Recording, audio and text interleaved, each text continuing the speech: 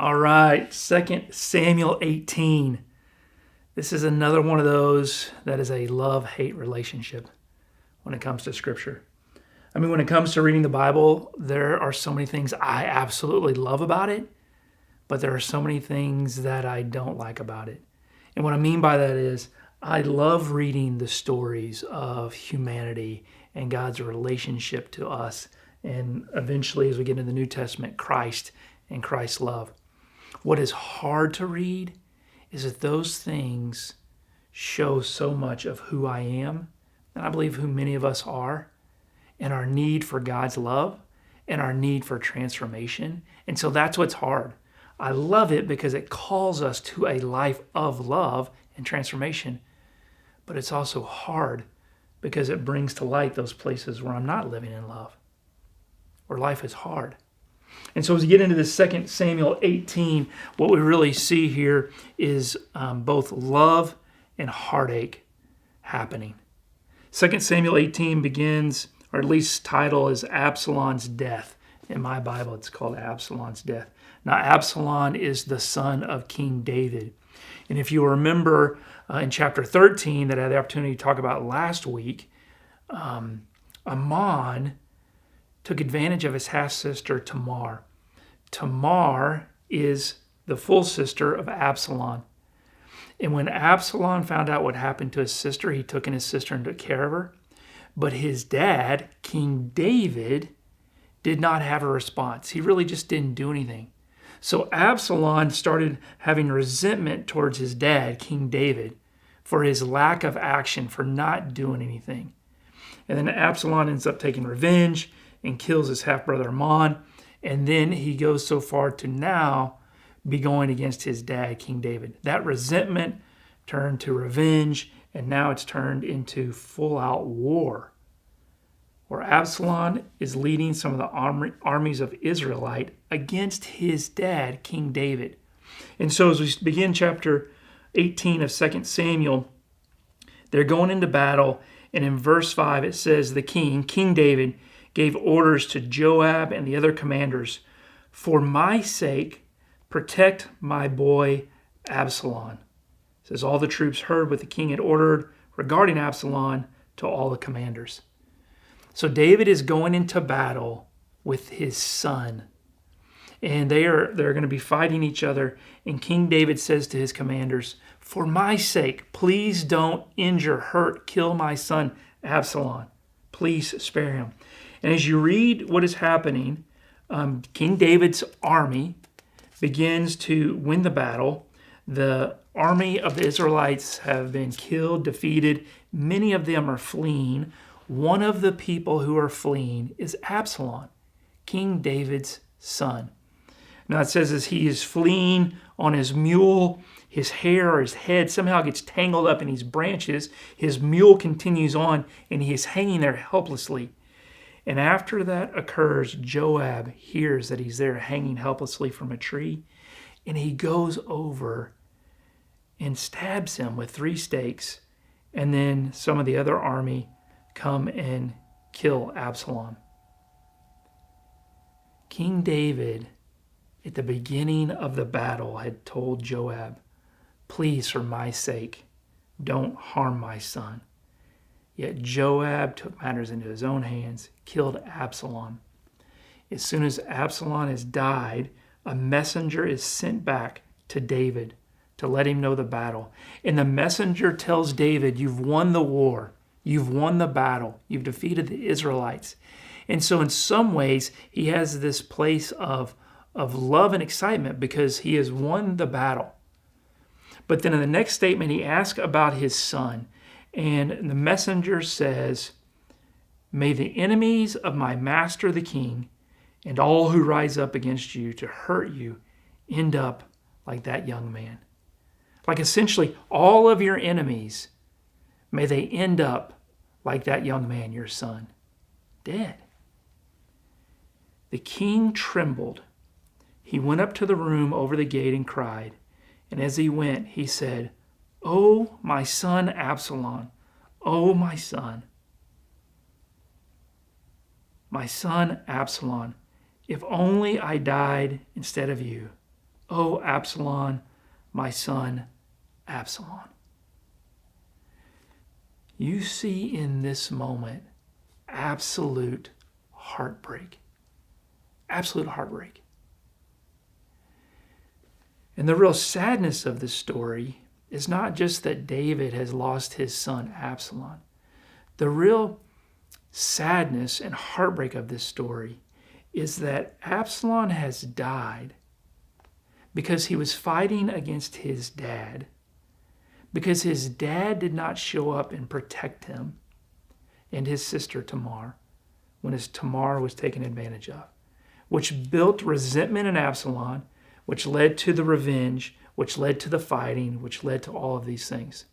The real heartbreak in this is that because of David's action or inaction to love his family well, to step in to lead and to be their dad and to do the things that Absalom thought that he should, built this resentment, which led to these places. And so I think when David's crying out here and he's saying, oh my son, if only I had died instead of you. I don't necessarily think that he's thinking about on the battlefield, if only I had died on the battlefield. And that may be true. I wonder if David is also thinking about all the things beforehand and saying, if only I had done things different, if only I had died, if only I had not made these choices or did not make choices that led to brokenness and heartache, we would not have been in these places. I think that's a lot of the heartache that David is feeling. Not only the loss of his son, but the way that he loved his son and his children.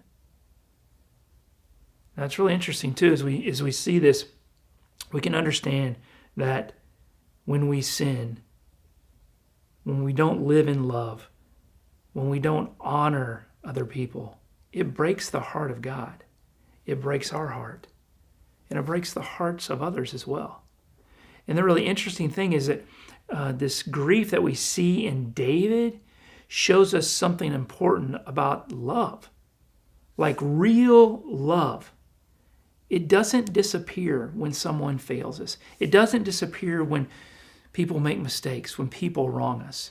True love, especially godly love, still feels pain and heartache. And so think just a minute in your own life. Think for just a minute. Are there places where maybe you might say to yourself, oh, my son, if only I had died instead? Not that you would have died, but is there places in your life where you are living with grief and brokenness because of something you have done or something that someone else has done? And what would it look like to step into those places with love? This is very similar to the things I was sharing in chapter 13. What would it look like if we would lead with love? If our life would move forward in love and all that we do, all that we say, all that we're about? How would life be different? So just a true story of my own. I was in Scouts when I was younger, and I never accomplished Eagle Scout. So I always told myself if I ever had a son, I would have him do Scouts, and I would make sure that he became an Eagle. Well, I have a son. He's 16 right now, and he's on his way to Eagle. But about a year and a half ago or so, he was not moving forward at a speed that I knew would allow him to accomplish his Eagle Scout. And I had been working on him pretty hard and to encourage him to finish up some merit badges, to get some things done. And we were coming into our Scout night. And on the day that I came home, that Scout night was a Monday, I'd come home from work. I was tired. I was overworked. I had overcommitted myself. I had made decisions that really spent my energy. And I stepped into my house that night, completely spent, tired, frustrated with myself, and a number of things at work and all kinds of things. And then I went into a conversation with my son, and I raised my voice, and I told him I was disappointed in him, how frustrated I was that he had not taken and made some decisions that would get him moving forward in his scouting. Man, I broke his spirit in that moment. And I got so frustrated, I just left him at home. I helped with Scouts. And I went to Scouts. And I was just fuming at him and how frustrated I was with him. But then as Scout was ending and I was heading home and I was going to bed that night and I was reflecting on the day, I realized I had failed my son. I allowed my own pride, my own inadequacies of not finished scouting, of not doing the things that I wanted in my life to flow into my son's life. And I ended up being a father I did not want to be, raising my voice, saying I was disappointed. None of those things were true or good. I love my son like no other. I love all my kids. They're remarkable. They're fabulous kids. Here's the point. Like this chapter, David and Absalom are literally fighting each other. Because at one point, David did not act out of love to care for the one he loved the most. And in doing so, set this domino effect that his son eventually was killed. So I want you to take just really serious pause for a minute. Is there anyone in your life where you have not acted out of love and you have broken something within them or broken something within yourself? And before the relationship goes any further with resentment or frustration or division or fighting, what would it look like for you to step into their life and ask for grace?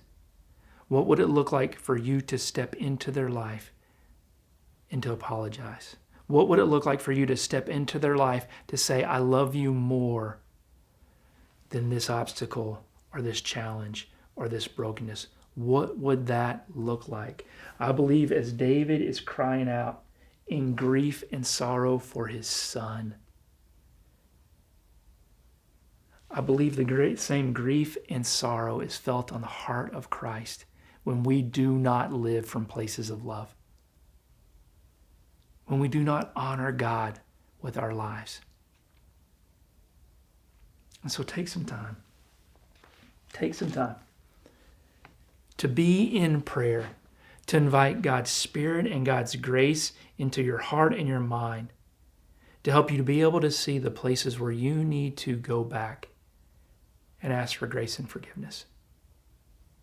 Or what would it look like as you live into the future to step into your home, to step into your work, to step into your relationships, to step into every place that you step into with a heart of love, honoring the other person, wanting the very best for them, and doing all that you can to build relationships and outdo one another in the love of Christ? What would that look like? Love-hate relationship with some of these stories. I hate the ways that they shine a light on places where I need to be more in line with who God is and who God is calling me to be.